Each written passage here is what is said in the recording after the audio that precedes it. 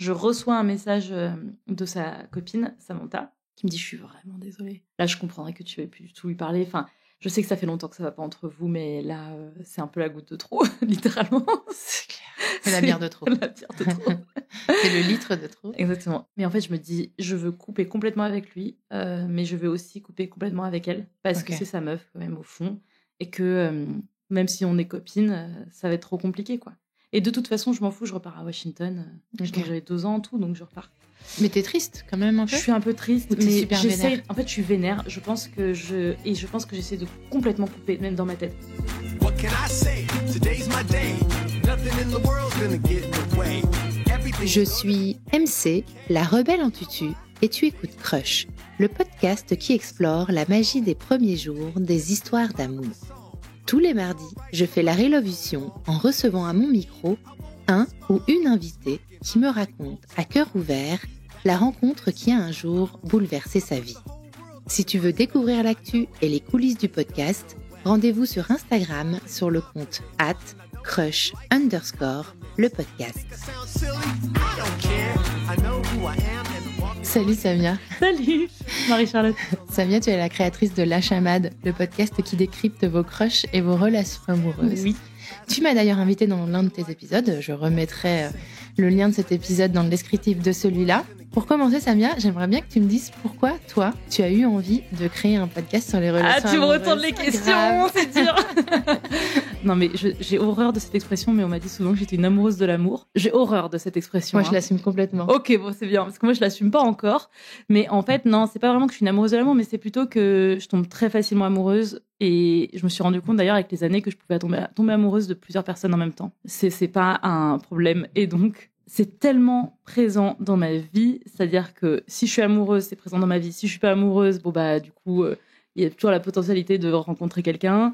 Et puis, une fois que je suis amoureuse, je peux quand même toujours tomber amoureuse de quelqu'un d'autre en parallèle. Ok. Donc c'est tellement présent dans ma vie que je me suis dit, franchement, je passe trop de temps à parler de mes histoires avec mes copines ou de leurs histoires, autant faire un podcast. Okay. Et donc j'ai créé ce podcast justement dans l'idée de faire un peu un groupe, le groupe WhatsApp entre copines, où tu dis « Ah, mais il a fait ça, t'en penses quoi? Mais attends, là, il a mis tel emoji, mais il a mis un cœur, mais il a mis un cœur bleu.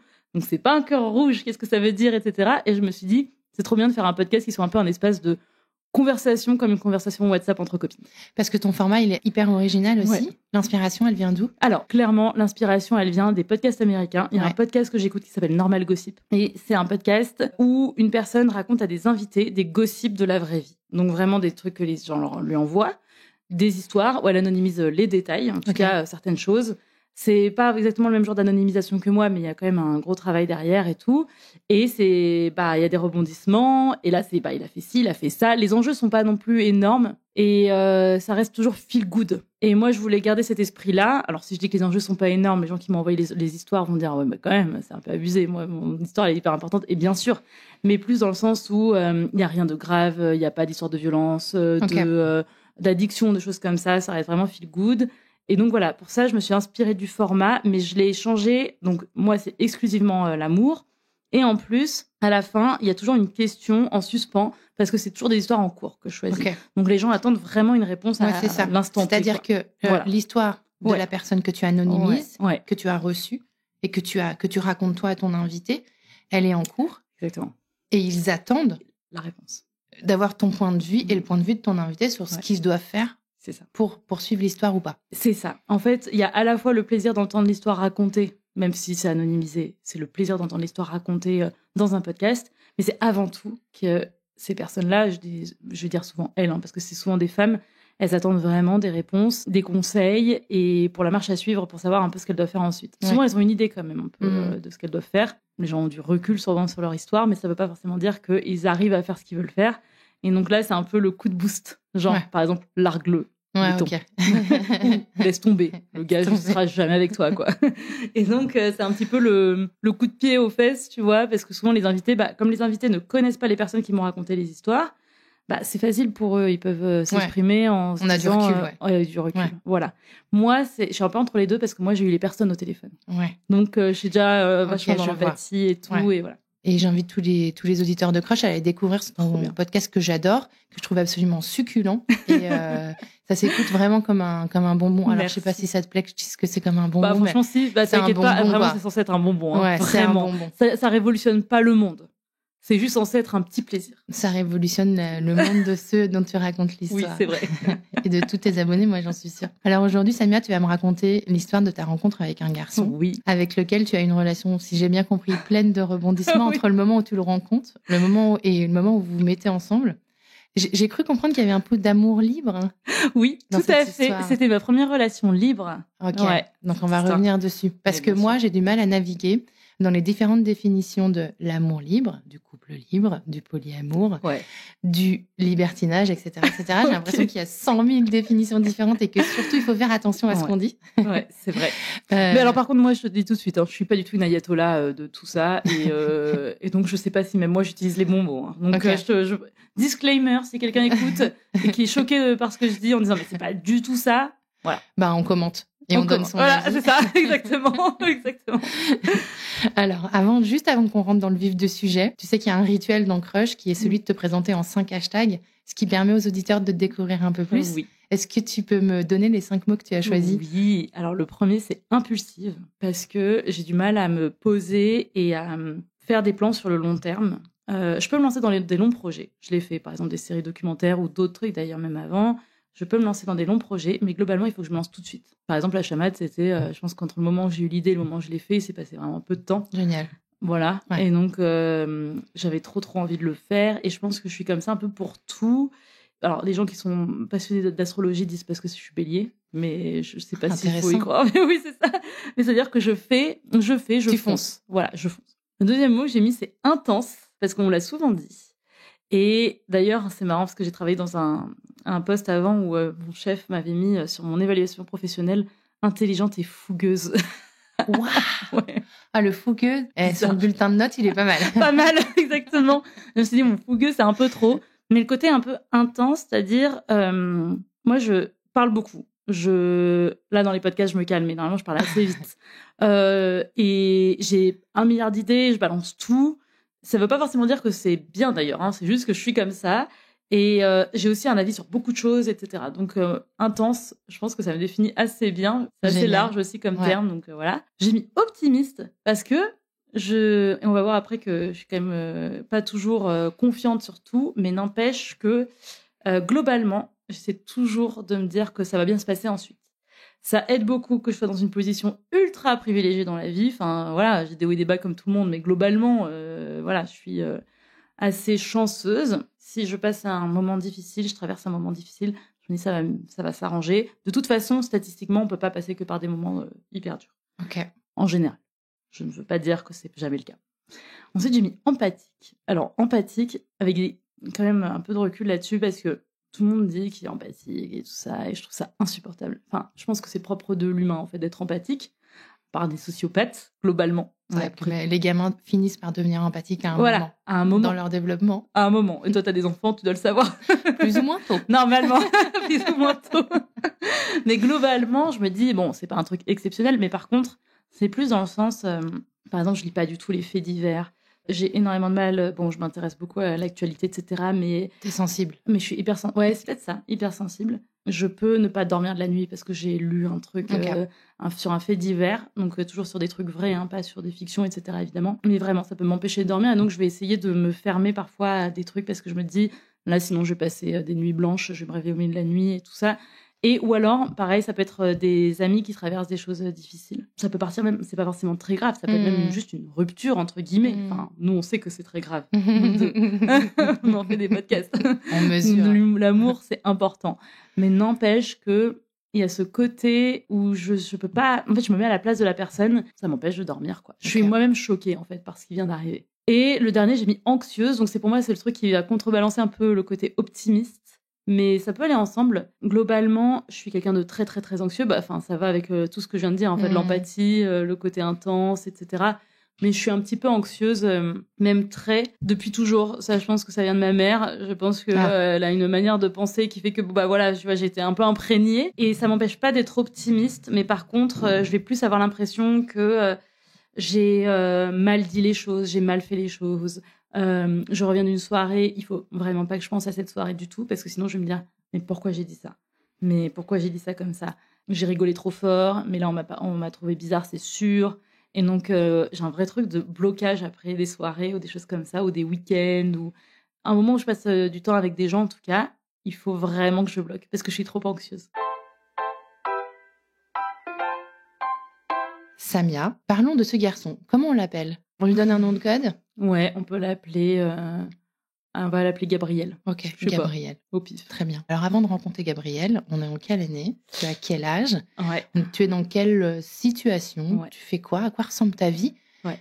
Est-ce que tu as déjà eu des histoires d'amour marquantes ? Alors, oui, j'ai déjà été amoureuse plusieurs fois avec des relations. La plus longue avait duré 1 an. Ce qui est beaucoup à cet âge-là, hein, je précise, T'avais parce quel que âge, j'avais début de la vingtaine, donc je pense que je devais avoir tout juste 20 ans. Ok. Un truc comme ça, ouais, 20 ans. C'était hier. C'était hier, bien sûr.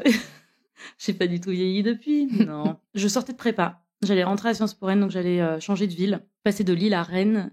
Et je suis allée à Rennes chez une fille que je ne connaissais pas pour chercher des apparts. Ok. Et cette fille-là, c'est une fille que j'ai rencontrée sur un forum punk, parce que j'étais à l'époque sur un forum punk. J'étais très active dessus. Je suis toujours modératrice de ce forum aujourd'hui, alors que j'y vais plus du tout. C'est quoi un forum punk ? Alors, un forum punk, c'est un forum où on parle de musique punk, en fait. Et j'y étais depuis donc le lycée, parce que moi, j'ai découvert la scène punk au lycée. Ça a été Coup de un foudre. truc, ouais, un coup de foudre absolu. Et du coup, cette fille-là, c'est une fille qui faisait un fanzine apatride. Et donc, je suis allée chez elle. Elle m'a proposé de m'héberger à Rennes.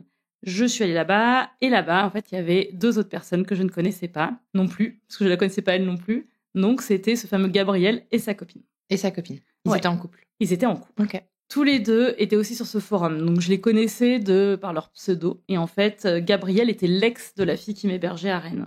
Mais tout le monde a une très bonne relation. Pas de Ils vivent tous les 3 ensemble ? Non, ils vivaient pas. C'est juste qu'elle les recevait pour le week-end. Ok. Comme moi. D'accord. C'est des très bons potes. Et on est allé à un concert rockabilly au fin fond de la Bretagne. Enfin, vraiment le truc... bref. Et ce Gabriel, il est un peu spécial. Donc, sur le forum, j'avais repéré un peu ce gars. Donc, il faisait aussi un fanzine. C'était un des gars les plus actifs du forum. Mais c'était un peu un connard, entre guillemets. Il était assez dur dans ce qu'il disait, assez tranché, beaucoup d'humour, mais très cassant, en fait. Donc, j'avais déjà cet a priori sur lui. Pas très positif. À l'écrit. À l'écrit. D'accord. Et donc, je suis... Tu découvres qu'il est là quand tu arrives ou tu le savais ? Je découvre qu'il est là. Je crois que je le savais pas. Et moi, j'étais un peu impressionnée parce que c'était un gars qui était plus âgé que moi, qui avait 10 ans plus que moi. D'accord. Et donc, j'avais repéré sur le forum et tout. Et parmi les gens, pour moi, qui étaient hyper actifs dans la scène et que j'admirais un petit peu.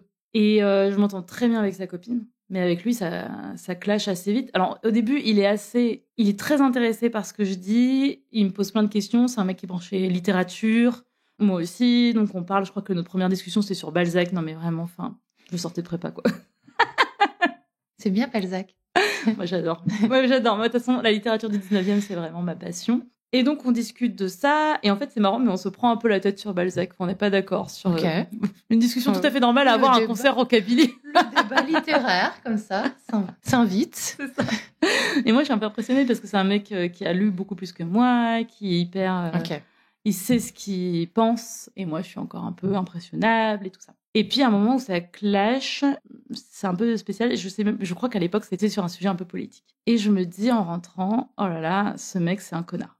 Ouais, débat d'idées, on est d'accord. Débat d'idées, d'idées pures. Okay. Et je me dis, sa copine est trop sympa.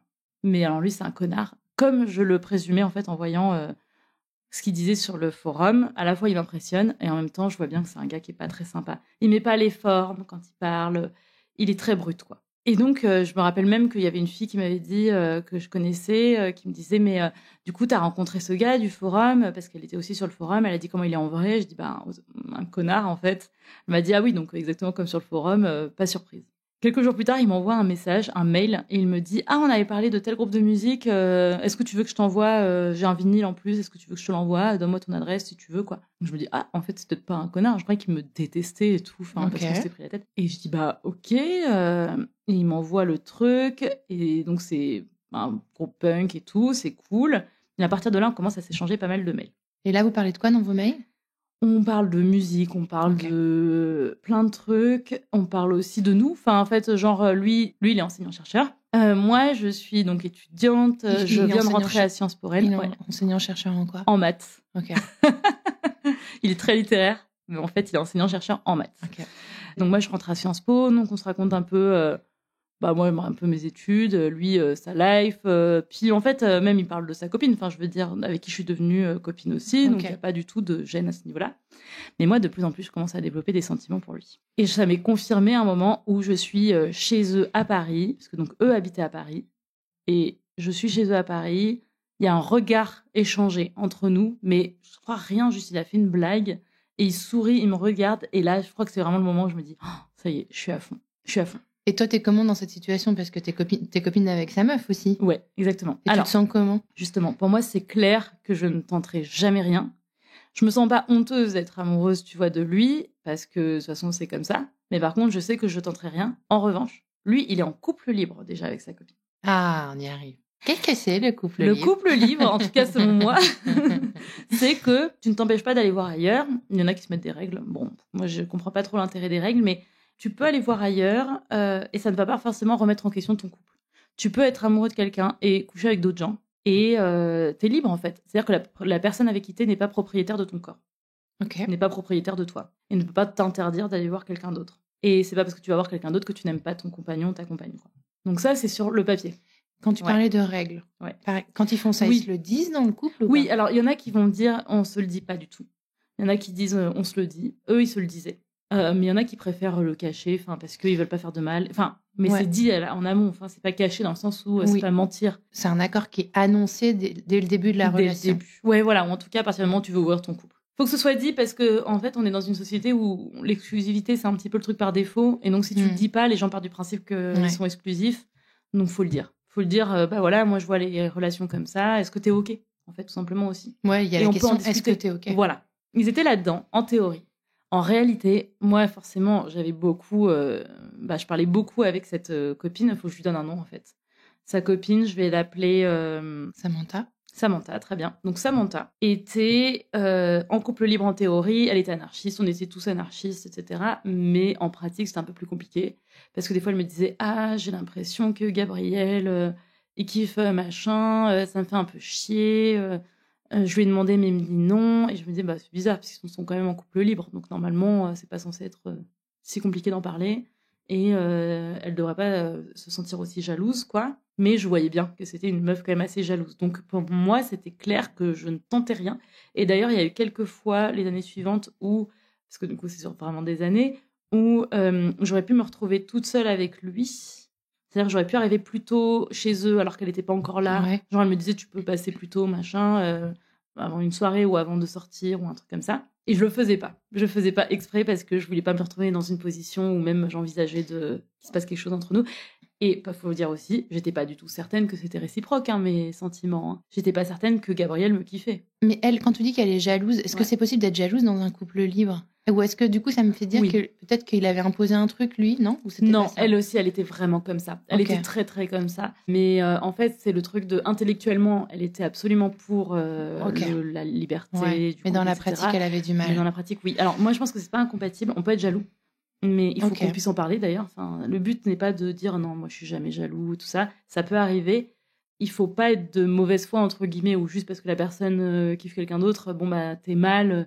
Dans ce cas, t'es pas pour le couple libre, ce qui n'est pas grave, en fait, mais juste t'es pas pour.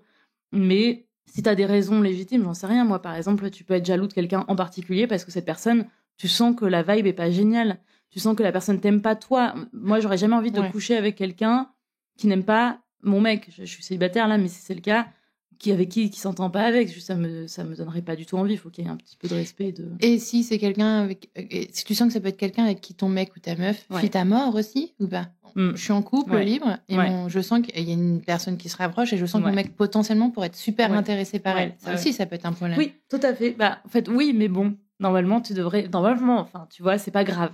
Ça remet pas en question le fait que toi, il t'aime. Normalement. Est-ce que le trio amoureux peut exister dans ce Oui, je pense que ça peut arriver, mais c'est plus, je pense, des histoires de chacun de son côté. Mais ça peut tout à fait arriver aussi, des histoires de trio. Ou est-ce que le trio amoureux, c'est le polyamour ? Alors, Oui, le polyamour, c'est à partir du moment où t'aimes plus d'une personne. Putain, t'es mon experte Non, polyamour. mais je suis pas du tout experte. Mais en fait, c'est le moment. En fait, c'est le fait. J'ai jamais parlé de ça dans Crush, tu vois. Donc, Ah ouais. Enfin, pas vraiment. Ok. Quoi. Bah, moi, je pense que je suis polyamoureuse, mais par contre, je déteste ce terme. Je déteste ce terme parce que pour moi, je vois ça comme un terme de vieux bedonnant qui dit elle est polyamour. En fait, ça me dégoûte, quoi. Ça me dégue. Je vois le vieux hippie qui se dit ah super, je vais choper de la meuf. Non, mais c'est ridicule, hein. Je sais que c'est pas ça. Mais pour moi, le polyamour, c'est tellement associé à un certain type d'homme en particulier. Mais par contre, je connais plein de gens qui se disent polyamoureux qui ne sont pas comme ça. Enfin... Mais parce que moi, ça, tu vois, je l'associe plutôt au libertinage. Le truc libidineux, sale. Oui, et encore. Avant que j'interviewe J.M. Oui, voilà, parce qu'en fait, tu peux être libertin sans que ce soit. Et c'est marrant, mais moi, le terme libertin me dégoûte moins, bizarrement, que le côté polyamour. Mais là, c'est purement personnel. Ouais, bah, tu vois, c'est le contraire. Ça, c'est le contraire. Moi, polyamour, ça m'ouvre plutôt les portes d'un amour partagé à plusieurs. Bah, c'est ça, en fait. Okay. Mais c'est juste moi, c'est mon ressenti. C'est pour ça que moi, j'ai du mal à dire polyamoureux, parce que ça convoque ces images-là dans ma tête. Mais en réalité, c'est ça, le polyamour, c'est d'aimer, ou en tout cas, être capable d'aimer plus d'une personne. Et que ce soit assumé, que ce soit OK. Et moi, je sais que, par exemple, c'est le cas. Enfin, je peux tomber amoureuse de plusieurs personnes.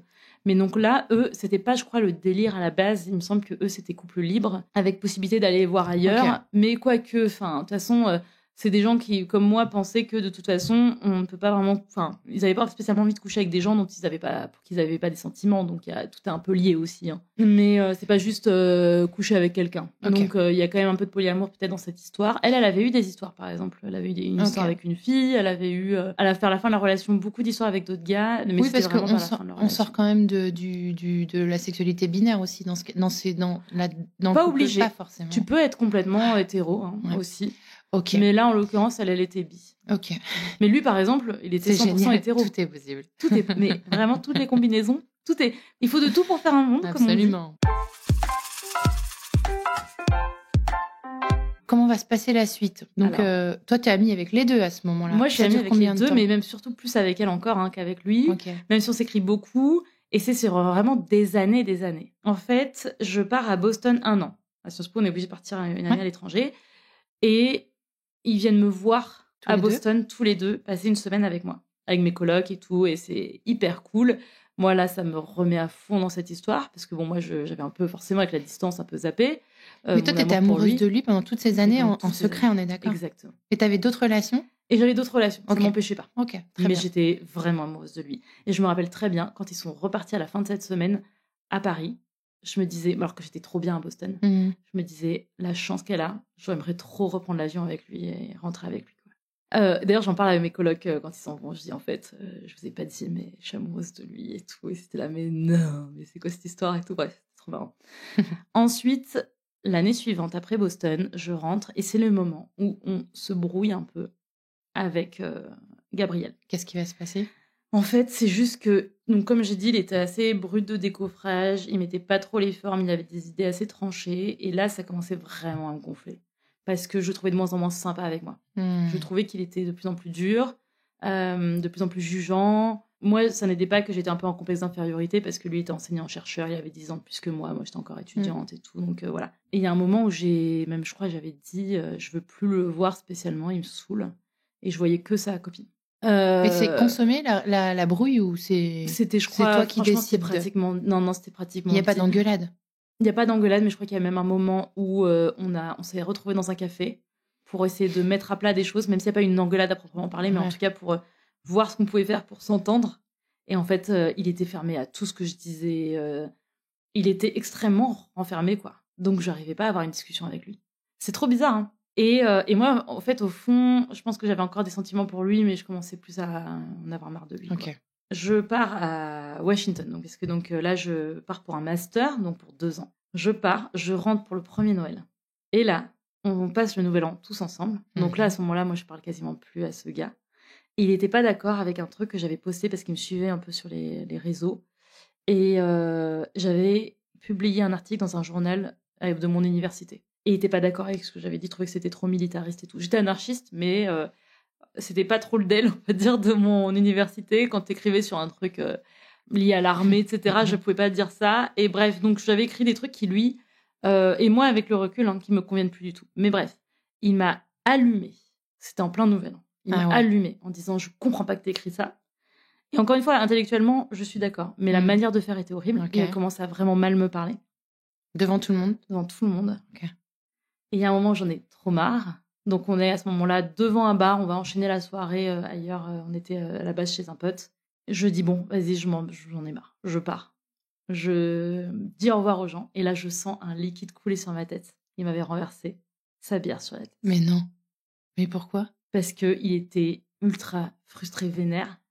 En fait, que je pense que je me casse. Et que, je précise d'ailleurs, c'est important peut-être, ce mec est sur le spectre autistique.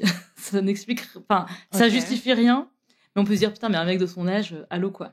Et en fait, ça ne justifie pas tout. Mais en tout cas, il a clairement une autre manière de fonctionner que la majorité des gens, on va dire. Il a Les 35. Et genre, toi, t'as autour de 25. À et ce lui, donc, moment-là, il en a j'ai genre 35, peut-être, quoi. ouais, exactement. Ok. Exactement. À 25 ans, il te verse sa bière sur la tête. C'est une certaine réaction. Ok, j'aimerais bien comprendre pourquoi il a fait ça. Vas-y. Non, mais c'est horrible. Et moi, je me retourne, donc j'ai la bière vraiment qui Ah, dégoule. c'est Non, mais c'est dégueulasse. horrible. Ouais.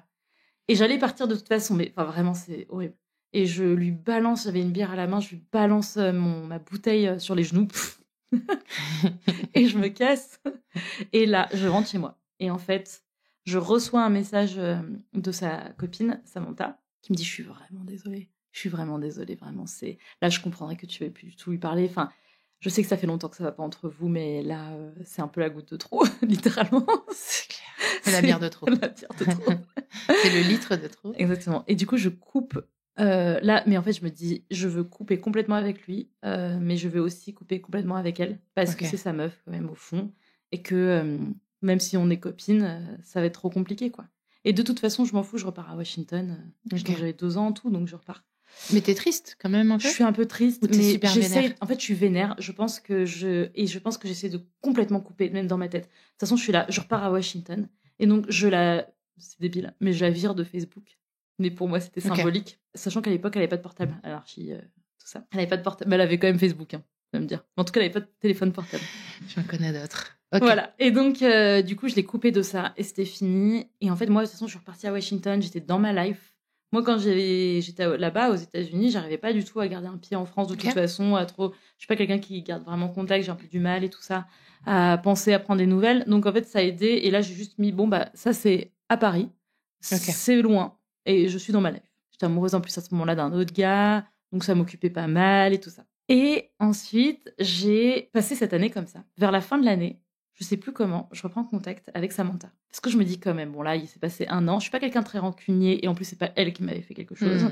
Et donc, bien sûr, je voulais pas reprendre contact avec lui. Mais je voulais reprendre contact avec Samantha. Et on reprend contact. Je vais rentrer pour un deuxième Noël. Noël, Nouvel An. Et on se voit à ce moment-là. Et c'est très cool. Et elle m'annonce qu'elle n'est plus avec Gabriel. Après 11 ans de relation. Ah ouais, c'est énorme. Ouais. Ah oui, grosse rupture. Grosse rupture.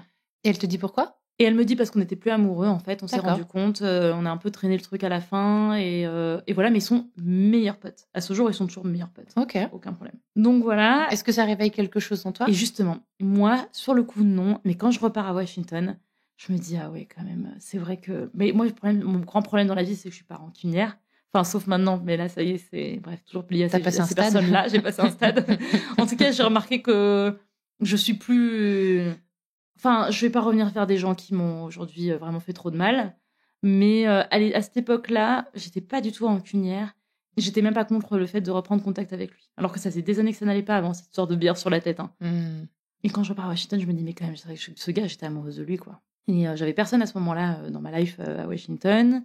Et je me dis, tiens, je vais faire un peu l'instant confession. On se parle avec cette fille sur Facebook, avec Samantha. Et tu lui dis?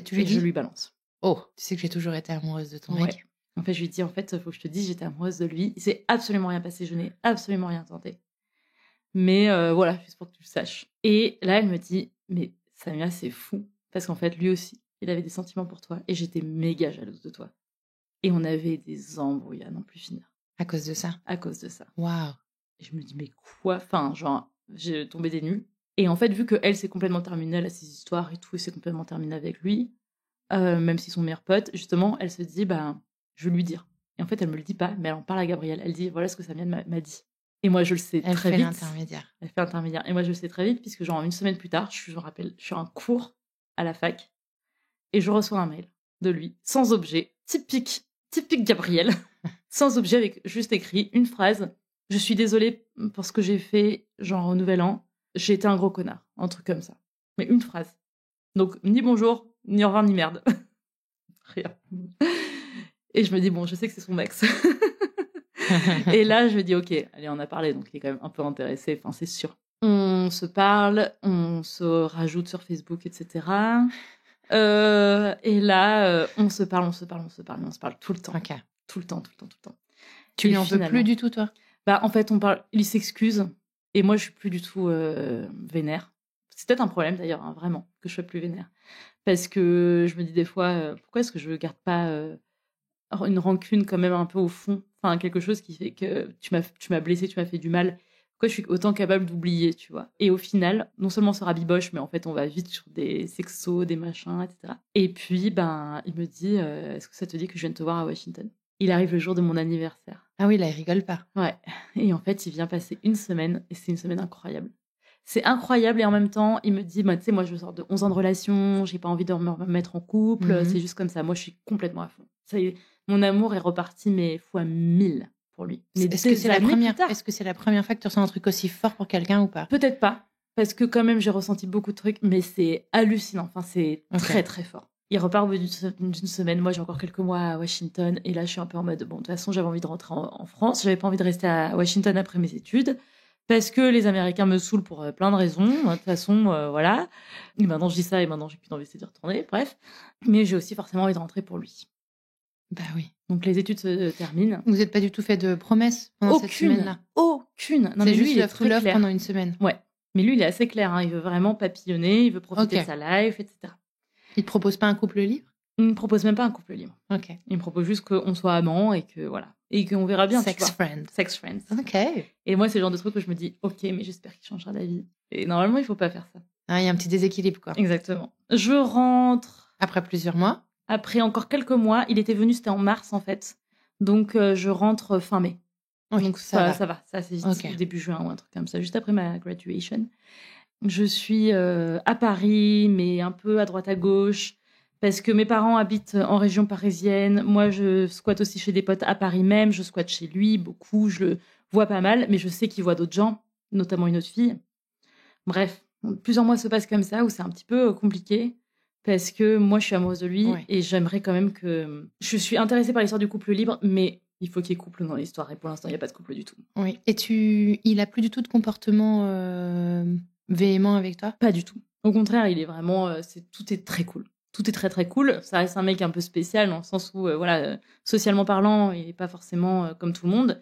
Mais avec moi, ça se passe très bien. Même si ça me saoule à chaque fois qu'ils me disent genre, attention, je cherche pas un couple. Mais cela dit, maintenant je comprends parce que je suis complètement dans cette position aujourd'hui. Je suis du genre à dire, moi, attention, à voir des gens et à dire, attention, je veux pas être en couple. Parce que là, je suis célibataire depuis quelques mois. Et même si moi, ma vision du couple, c'est un couple libre, là, je sais que j'ai juste envie d'être libre tout court. T'enlèves la partie couple. En fait, j'ai envie d'être célibataire. Tout simplement. Et donc, je suis dans cette position où je dis au mec, attention. Et donc, je me rends compte, en fait, que... En fait, je me rends compte que, bon, bah, on peut dire ça sans être méchant, quoi. Et moi, je le prenais mal à l'époque. Et puis, au final, bah, on passe de plus en plus de temps ensemble. Et on finit par se mettre ensemble, par s'installer ensemble au bout de quelques mois. Et oui. Ah, vous emménagez ensemble. Ouais. Et en fait, c'est un peu le truc de, bah, voilà, avec moi, il peut changer. Parce qu'il voulait pas de couple. Mais en fait, il est tellement amoureux de moi que ça se passe bien, tu vois. Ça, c'est ce que tu te dis. Ça, c'est ce que je me dis. Et en fait, il me dit vraiment qu'il est amoureux de moi, il n'y a pas de problème, quoi. Et on vit vraiment une relation normale, entre guillemets, même si elle est libre. Mais ça pose pas spécialement de problème. Enfin, il y a des fois, il y a des histoires de jalousie, mais globalement, c'est pas du tout un truc qui nous occupe au quotidien, quoi. On vit vraiment en couple. Toi, t'as d'autres histoires aussi? Moi, j'ai d'autres petites histoires. C'est pas une question. J'en ai pas tant. J'en ai un petit peu. Mais globalement, je suis très, très amoureuse de lui. Bah oui. Le gros problème de tout ça, c'est que comme je savais que lui voulait pas être en couple à la base, j'ai un peu une insécurité permanente. Bah oui. Où je me dis, mince, tout peut se terminer à tout moment. Ça dure quand même 3 ans à peu près, le moment où on vit ensemble. On vit ensemble pendant 3 ans. Est-ce que ce que tu dis, ce déséquilibre entre vous, enfin le fait que tu étais hyper amoureuse de lui et que du coup tu n'allais pas voir ailleurs, parce que quand on est amoureuse de quelqu'un, en fait, alors pas potentiellement t'as pas forcément envie d'aller vers d'autres. Pas forcément. Moi ça m'empêche pas, mais c'est plus là le côté insécurité vraiment qui faisait que je pense que j'avais pas trop envie d'aller chercher ailleurs. Mais dans ma relation suivante, j'étais amoureuse de mon copain et ça m'empêchait pas de quand même avoir des histoires avec d'autres mecs, voire même de tomber amoureuse d'autres mecs. Enfin, je dis pluriel, il n'y en a pas eu 100 000, hein, d'ailleurs, heureusement. Mais on s'imagine Samia. C'est ça, exactement. Non, mais vraiment. En plus, franchement, il faut savoir que moi, mon mode par défaut, c'est d'être au lit à 22h avec une tisane. Hein. Donc, je suis pas du tout grosse fêtarde. Ouais, voilà. Moi, ça m'empêche pas de rencontrer des gens. Donc, je me dis, c'est super. J'ai quand même toujours plein d'histoires sans avoir à beaucoup donner de ma personne. Et voilà. Et ensuite. Donc, pendant 3 ans, vous avez cette relation couple libre. Donc, tu sais que lui, il voit d'autres meufs. Voilà.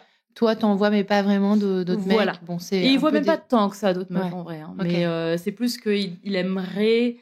En fait, c'est aussi quelqu'un, comme il a été 11 ans en relation, il se dit, mince, je vieillis, j'ai pas eu tant d'histoire, j'ai peur de passer un peu à côté de ma life. Ouais, bon, un classique. Un gros classique. Gros classique. Est-ce que vous avez des projets ensemble mais oui, complètement. Enfin, on part en vacances ensemble. Enfin, des projets. Ouais. Ni l'un ni l'autre ne veut se marier ni avoir des enfants, ce qui est d'ailleurs mon cas aujourd'hui. Donc voilà, on n'a pas des projets dans ce sens-là, mais moi je vais en vacances chez ses parents, il connaît mes parents, enfin vraiment on est un couple quoi. Il n'y a pas de malentendu là-dessus. Et moi des fois je me dis quand même c'est fou, enfin qui aurait cru un jour qu'il y aurait nos 2 noms de famille sur la boîte aux lettres en fait, enfin et ça me paraît fou, enfin vraiment. Et lui aussi d'ailleurs il me dit mais quand même c'est dingue parce que moi, je t'aimais un peu en secret pendant tout ce temps. Et d'ailleurs, il me dit, quand j'étais pas sympa avec toi, c'est parce que je pense que c'était ma façon de... On peut discuter le truc. Hein. Il y a des gens qui vont dire, ouais, c'est relou en même temps. Il y a des gens qui pensent comme ça. Mais en même temps, c'est vrai. C'est parce qu'il était un peu frustré et que du coup, il avait du mal à gérer. Je comprends. Voilà. Ouais. Et en fait, il m'a dit, mais en fait, quand je te parlais mal et tout, c'est parce que, j'étais amoureux de toi. Enfin, c'est trop bizarre. Et donc, la relation se passe quand même bien jusqu'au moment où, d'un coup, on se sépare. Et je dis d'un coup parce qu'il revient d'un voyage, il était donc enseignant-chercheur, donc il voyageait beaucoup, il revient d'un voyage au Brésil. Et là, moi, je sentais qu'il avait rencontré quelqu'un qui était une Française, mais qui était installée là-bas. Et je savais qu'ils se voyaient, qu'ils allaient se voir là-bas. Enfin, je veux dire, c'était une fille qui nous avait été présentée par des potes communs et tout ça. Mais je sentais qu'il y avait un truc, il y avait plus que ça. Et là, j'étais ultra jalouse. J'étais ultra jalouse. Et je pense que si j'étais aussi jalouse, c'est parce que je sentais que notre relation était plus au top. Et que du coup, c'était un truc un peu plus menaçant, entre guillemets. Parce que je lui ai un peu pris la tête quand il était au Brésil. Et quand il est rentré, on a eu The Talk qui m'a dit je pense qu'on devrait faire une pause. Et c'était horrible. Moi, c'était le ciel qui me tombait sur la tête, même si je l'avais toujours un peu attendu parce que j'étais toujours en insécurité. Je me dis toujours, ça peut arriver. Le fait que ça arrive, c'était horrible. Donc, c'était l'été 2018. Et là, j'étais vraiment trop mal. On a fait cette pause et au bout de 2 semaines, donc moi littéralement j'ai emprunté l'appartement d'une copine qui était pas là, enfin tu vois j'ai bougé. Et là t'es vraiment down. Ouais. Et je pense que c'est moi qui suis partie parce que je voulais moi aussi prendre les devants là-dessus. Ouais. J'étais horriblement mal. Ouais. Et au bout de 2 semaines, je vois bien que de toute façon la pause peut durer indéfiniment. Lui ça le gêne pas de toute façon, ça l'empêche pas de vivre sa life. Et puis ça lui évite de prendre une décision. Et donc au bout de 2 semaines, je me dis en fait, moi je vais dire que c'est fini parce que soit il veut pas que ce soit fini et du coup ça va le faire réagir, soit il dit d'accord et du coup ça devait arriver de toute façon. Donc voilà. Et finalement il me dit d'accord. La rupture est horrible, vraiment très dure et je pense que j'ai vraiment mis énormément de temps à l'oublier entre guillemets et à me dire ça y est, je suis vraiment passée à autre chose. Et t'y arrives? J'y suis arrivée, je pense que je m'en suis rendu compte en tout cas en le revoyant parce qu'après lui il est parti à Montréal, tout ça, bref. Je l'ai revu, je pense vraiment 3 ans plus tard, 2 ans plus tard. Et là, je me rends compte que ça y est, c'est terminé. C'est vraiment terminé, je suis plus amoureuse de lui. En le revoyant? En le revoyant. Mais fun fact, suite à ça, en fait, on s'est vraiment pour le coup brouillé complètement. Peu de temps après. Parce qu'en fait, on a vraiment reconnecté en mode on pouvait redevenir potes. Et moi, j'étais, ça y est, c'est super, je suis plus du tout amoureuse de lui. C'est terminé, j'étais dans ma relation avec le mec suivant, Arnaud, donc, qui est dans mon podcast, donc je peux dire son nom. On avait un épisode ensemble. Mais sauf qu'en fait, il parle super mal d'Arnaud. Et il y a une histoire de cagnotte qui est organisée pour moi pour mon anniversaire. Et donc, c'est Arnaud qui l'organise. Et lui, il balance des trucs sur des gens qu'on connaît, qu'on a en commun. Et il dit, ah non, mais Arnaud, en fait, son message, il est comme ci, comme... Bref, il arrête pas de me critiquer. Et moi, ça, c'est hors de question. Arnaud, c'est la personne... Enfin, c'est mon meilleur pote aujourd'hui. On est séparés, c'est vraiment mon meilleur pote. Et même, là, à l'époque, c'était mon copain. Et c'est hors de question que tu parles mal de lui comme ça. Et donc, quand j'apprends ça, moi, je fais, c'est bon. Et en fait, j'ai envoyé chier complètement. Et c'est terminé. Enfin, je veux dire, c'est fini pour le coup. Là, pour le coup, c'est pour ça que maintenant, je me dis, je suis peut-être plus rancunière. Mais j'ai l'impression que vraiment, il a tellement tiré sur la corde. Ouais. Et je pense que c'est marrant, mais je réagis plus parce qu'il a critiqué mon mec de l'époque que moi. Que toi. Je pense que je suis plus rancunière par rapport aux gens que j'aime. Et donc là, ça y est, c'est complètement terminé. Tu crois que ça a à voir avec l'image que tu as de toi-même ou la valorisation oui, je pense que je manque un peu de confiance en moi quand même. Mais là aussi, je pense que la distance avec lui, vraiment, m'a permis de voir que c'était trop le centre de ma vie pendant des années, en fait. C'était trop quelqu'un que j'admirais. Et maintenant que j'ai aussi vieilli, enfin, tu vois, j'ai 35 ans, là, je vois aussi ma valeur, je vois le fait qu'il n'est pas aussi génial que ce que je voyais à l'époque. D'ailleurs, il y a plein de trucs qui sont pas cool chez lui. Et en fait, je me dis, pourquoi est-ce que je voudrais garder quelqu'un comme ça dans ma vie, en fait, qui est pas bienveillant. Est-ce que tu nommes ça un peu genre toxique ou pas du tout? Je dirais pas toxique, non. Honnêtement, j'ai jamais été dans une relation toxique. Ça, c'est cool. Non, je dirais pas toxique, je dirais juste que c'est quelqu'un qui a des gros défauts, quoi. Quand tu m'en parles comme ça, il a pas l'air très sympathique. Il est pas sympathique. Ouais. Et d'ailleurs, je pense que quand... je pense... Non, on en a parlé même avec mes potes après. Hein, quand ils l'ont rencontré, Gabriel, ils se disaient... c'est qui ce gars? Parce que c'est vraiment le gars qui fait un peu aucun effort, quoi. Ouais. Aucun effort pour être sympa, aucun effort pour sourire. Enfin, il est très brut de décoffrage. Ce qui est intéressant, c'est que moi, ma mère, elle trouvait que c'était une qualité, parce que ma ma famille a vite compris qu'il était sur le spectre. Okay. Et donc déjà, ça lui donnait une excuse, entre guillemets. Ouais. Et aussi, moi, ma mère, elle me disait, je préfère les gens qui sont directs que les gens qui sont mielleux, qui en font des caisses. Voilà. Okay. Au moins, avec lui, tu sais à quoi t'en tenir. Ouais. Et bon, il y a eu quand même des petits incidents diplomatiques. Hein. Des fois, il disait des trucs. Mais c'est quelqu'un, je devais le coacher pour envoyer des textos. Par exemple, à ma mère lui avait offert un truc. Qu'il n'aimait pas. Non, mais rien du tout. Non, heureusement, c'était pas ça. Ça, je pense quand même qu'il avait la jugeote. Mais donc, c'était une coque de liseuse, tout simplement. Enfin, il lui avait offert, c'était pas un grand cadeau. C'est juste qu'elle m'en avait acheté une. Lui aussi, il avait une liseuse. Elle dit, tiens, j'en prends une aussi pour Gabriel, quoi. Je lui donne le truc. Il dit, trop bien, super, merci. Et je dis, est-ce que tu peux envoyer un message à ma mère pour lui dire merci, quoi. Et donc, il lui écrit littéralement, merci pour la coque, point. C'est tout. Okay. Ni bonjour, ni merde, ni rien. Okay. Et là, je lui dis, non, mais tu ne peux pas envoyer des messages comme ça. Je vais le coacher pour tout, en fait. Okay. Bon, il y a aussi le côté autiste. Hein. Enfin, je veux dire, c'est pas... voilà, c'est normal aussi qu'il y ait des choses qu'il capte pas. Il avait pas le sens de ce qu'il faut dire ou pas dire. Il y a un côté rafraîchissant, il y a un côté énervant. Donc, mais en tout cas, oui, on peut dire que c'était une personne... En tout cas, mes potes ont un peu tiqué en se disant « Waouh, c'est qui ce mec, quoi ?» Enfin, il est un peu chelou, quoi. C'est-à-dire que ce genre de personne avec qui on connecte pas facilement quand on est dans l'entourage de... si j'avais été dans ton entourage, le seul crédit qu'il a, c'est que je sais que toi, mon ami, tu es amoureuse de lui. Ouais, c'est ça le crédit principal qu'il a. Voilà. Et puis, tu te dis, s'il lui fait pas de mal, c'est que ça doit être un mec bien. Exactement. Donc, en fait, t'étais pas en ça. souffrance. Non. Voilà. Non, j'étais pas en souffrance. Donc, je pense que du coup, il se disait, bon, voilà, on va pas faire une intervention. En fait, c'est OK. On va l'accepter et il y a pas de problème. Et ils sont trop cool, mes potes, en plus. Enfin, ils sont vraiment gentils, bienveillants, accueillants. Donc, il n'y a jamais de problème. Mais c'est après, quoi. Moi, je me disais aussi, quand on était ensemble, je me disais peut-être que... je pense qu'ils doivent le trouver un peu chelou. Et ça m'a été confirmé après. T'assumais complètement ou pas? Parce que moi, par exemple, j'ai des amis qui sont comme ce que tu décris de Gabriel. Ouais. Et moi, j'ai eu des périodes où j'avais du mal à assumer. Ton mec? Non, ma copine. En l'occurrence, c'est 2 copines à moi qui sont comme ça. Et j'ai des périodes où j'ai du mal à assumer. Parce qu'elles soient comme ça. Bah ouais, parce qu'en fait, en soirée, c'est quand même, de temps en temps... C'est dur. C'est dur quand même. Non, mais c'est vrai. Moi, c'était dur. C'est dur. Moi, j'avais des potes qui revenaient qui disaient chelou. Pourquoi elle m'a dit ça, tu vois? Non, mais je suis totalement d'accord. En fait, oui. Et moi, ça me stresse. Tu vois, ça rejoint le truc anxieux. J'ai un peu peur parfois. Tu vois, j'ai des amis qui se rencontrent. J'ai peur qu'il y en ait un qui dise un truc qui choque l'autre ou quelque chose comme ça. Et donc, lui, c'était un peu tout le temps le cas parce que j'avais tout le temps peur de ce qu'il allait dire. Donc, oui, ça, c'est vrai que c'était pas confortable, on va dire, là-dessus. Okay. Dès qu'il y avait des interactions, c'était pas confortable. Mais c'était pas non plus grave. Et c'était en tout cas clairement pas une relation toxique. C'est un mec, malheureusement, avec ses défauts de mec. C'est-à-dire que s'il veut pas faire d'efforts, il en fait pas. Parce qu'il peut se permettre. Alors que nous, les meufs, on doit faire beaucoup plus d'efforts dans la vie pour être sympa, souriante, etc. Et on va beaucoup plus tolérer qu'un mec ne soit pas hyper cool.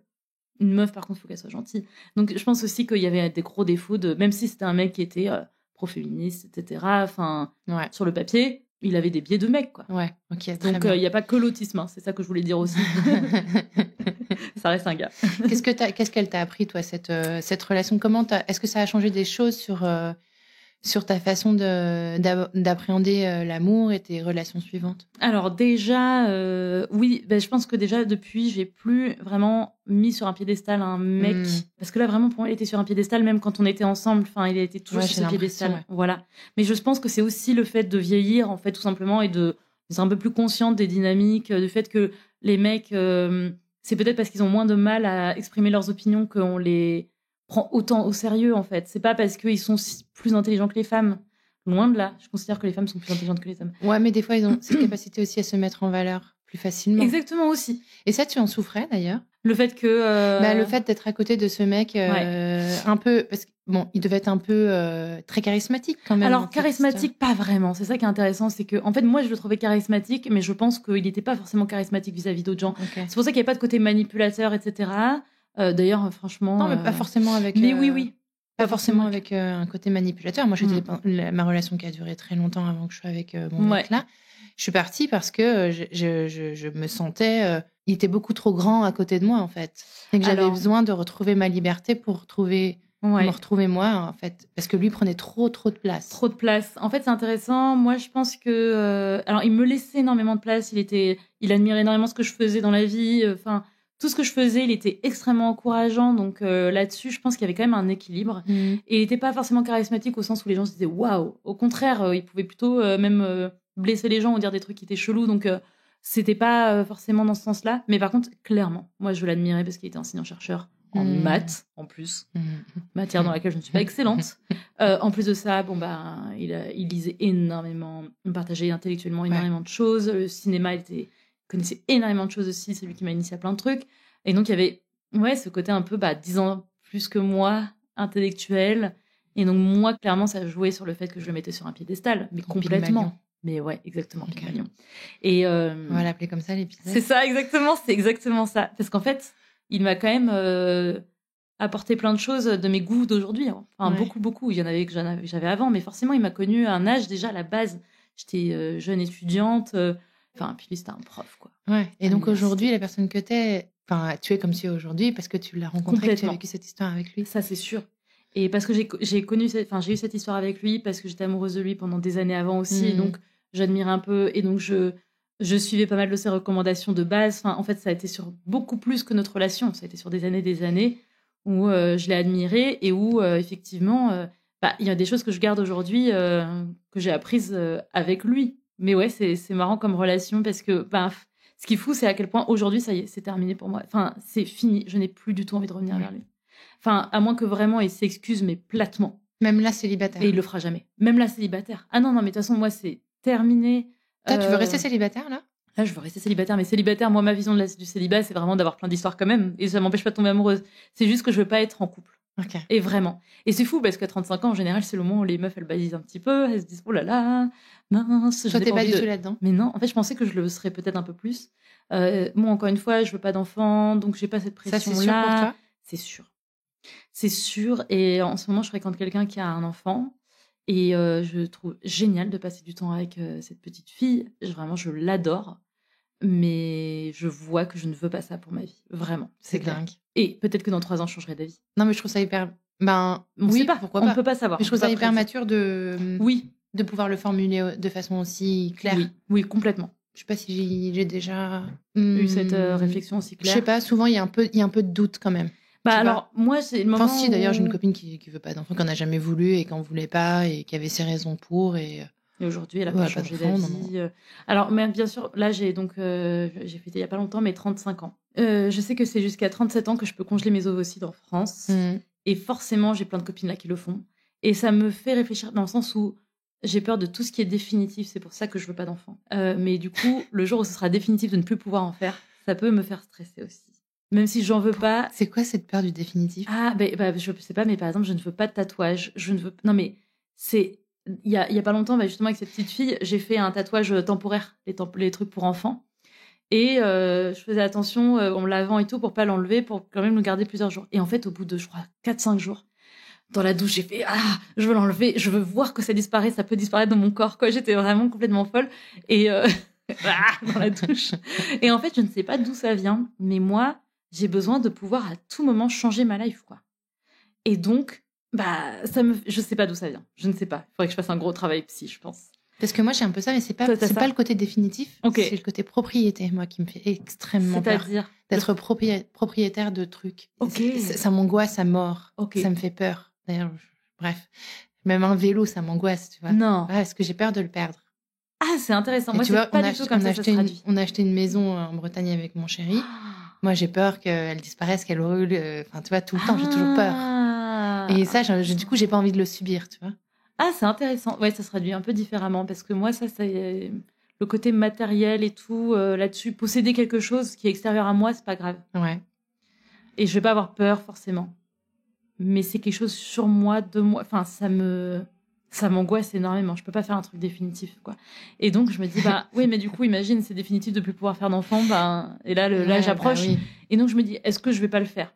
Même si maintenant, c'est maintenant, en fait, qu'il faut que je m'inscrive, parce qu'apparemment, il y a 1 an de liste d'attente et tout ça, donc, finalement, les 37 ans, c'est, en France. Et moi, je veux pas non plus aller me faire chier. Parce que là, c'est quand même un autre projet, quoi. C'est un autre projet, faut avoir vraiment envie, quoi. Mais oui, là, aujourd'hui, je suis trop bien célibataire. En fait, c'est fou, mais je suis trop bien. Je suis dans mon petit appart, c'est trop bien.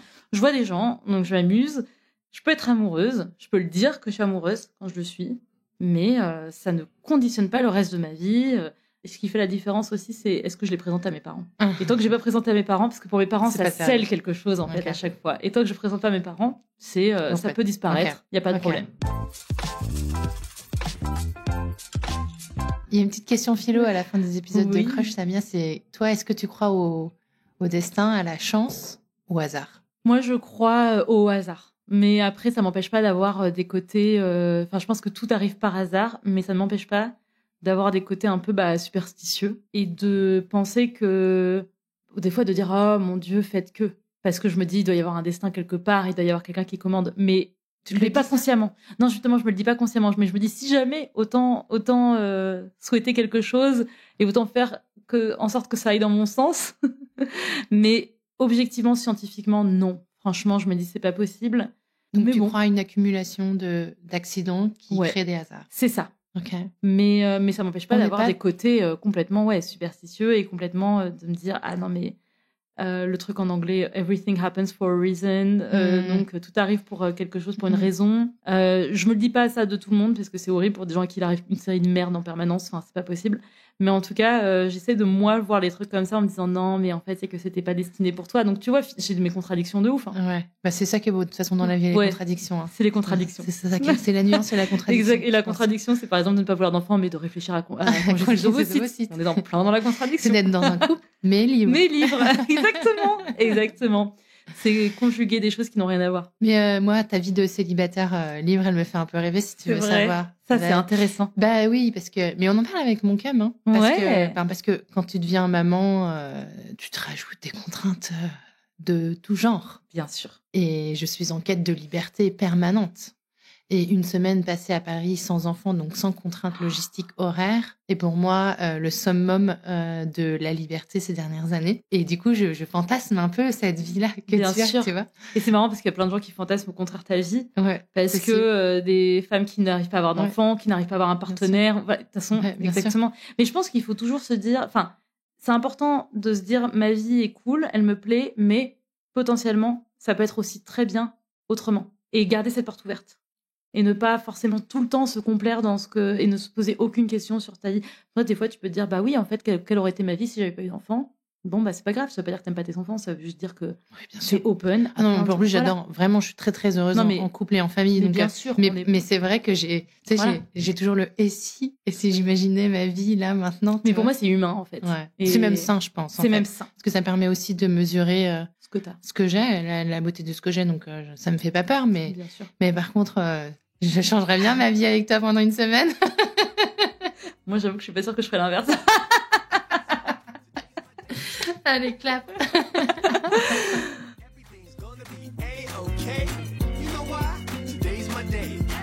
Merci d'avoir écouté cet épisode. Je compte sur toi pour aller mettre 5 étoiles et un commentaire sur ta plateforme d'écoute favorite, notamment Apple Podcast. Ça prend littéralement 30 secondes et c'est crucial pour soutenir mon travail complètement indépendant. Si tu veux venir à mon micro, tu peux m'écrire sur crush.lepodcast@gmail.com et si tu veux me soutenir financièrement, clique sur le lien Patreon dans le descriptif de cet épisode. Mille merci pour ton écoute et à la semaine prochaine pour un nouveau Crush.